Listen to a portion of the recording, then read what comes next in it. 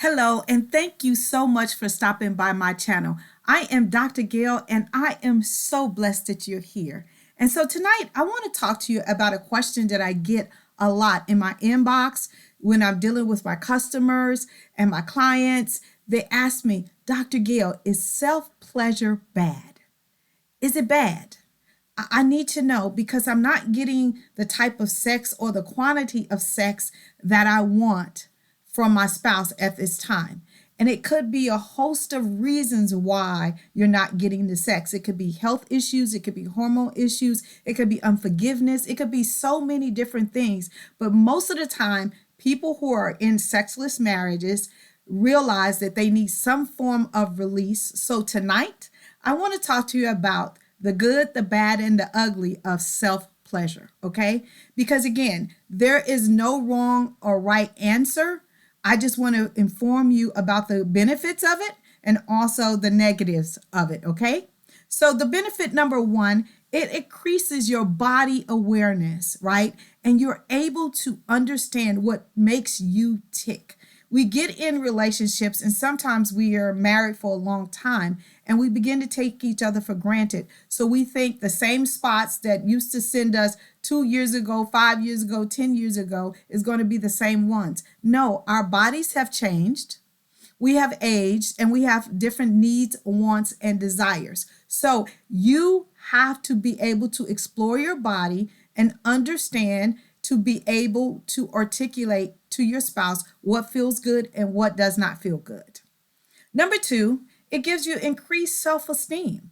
When you know your body and you're able to guide your spouse to that spot that makes you feel good, that increases your self-esteem.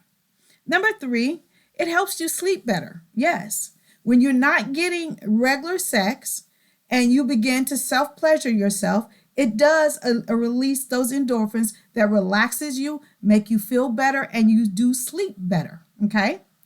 Number four, for men, it lowers your risk of getting prostate cancer because, again, if you don't use it, you will lose it, just like us women, just at a faster pace, okay?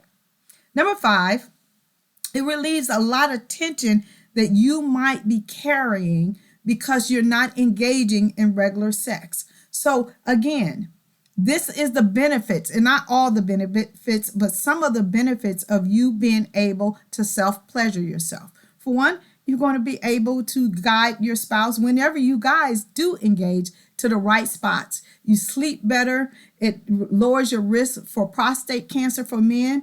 And also it is a tension relief because sometimes we do have tension balled up in us from our day-to-day activities. So let's look at the negatives, which there are some. Chronic masturbation can lead to an addiction. It really can. Whether it's for a woman or for a man, it could lead to an addiction that opens the door for porn and opens the door for unhealthy sensations and unhealthy sex drives, okay? Because it's like getting high for the first time. The very first time you did it, you're going to need to take a little bit more to stay high and to continue to get that high. And it can become an addiction, which is not good at all, okay? Number two, it can lead to infections. It can make you so, you could be doing stuff to yourself and you're not cleaning your hands. You could be going from your anus to your vagina or from your anus to your penis and not even know it.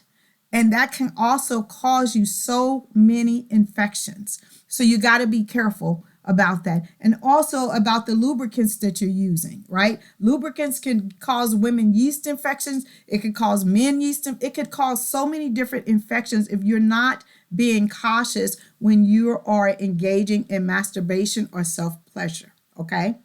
And then the last thing is that it makes you not respond to physical touch the way you used to.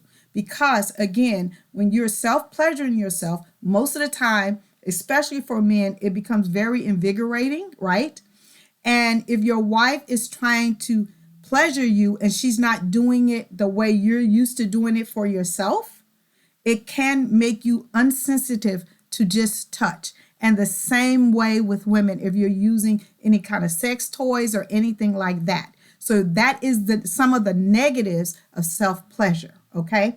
I hope and pray that this video has helped someone and to really give you a spectrum of the good, the bad, and the ugly of self-pleasure. So to answer your question, it's up to you. And it's up to you to be able to make that decision for yourself. If you're a spouse and you are withholding sex and you have not told your spouse the reason why you're withholding sex, whether it's a health issue, whether it's unforgiveness, whether it's all of these different things that can come into a marriage, please articulate that and don't have them suffering and waiting for something that you know is not going to happen. Okay? I love you guys to pieces. I am here every single Thursday at 8:30 p.m. Eastern Standard Time. But before I go, if you need any help from me and you would like to schedule a 15-minute discovery call with me, just click the link below. And if you would like this video or any other of my videos sent to your significant other, but you don't want to be the one who sent it to me, just click the link below and we'll be happy to send it on your behalf. I'll see you guys next week.